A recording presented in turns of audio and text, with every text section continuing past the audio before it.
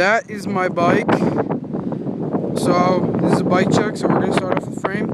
We got Kink Gap 2012 black and blue, Kink Lynx bars in black, blue ODI grips, FAF tire, red wall, size 2.25, Kink Curb 2011 front complete rim, Kink Curb 2011 forks,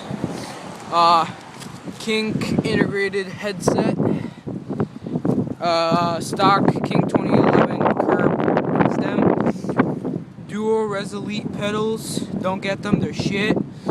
Sean Sexton pivotal seat, blue seat post, KMC red chain, duo stunner back tire, size 1.95 red wall, and Kink Gap 2012 complete back rim. That's my bike. Yeah, see ya.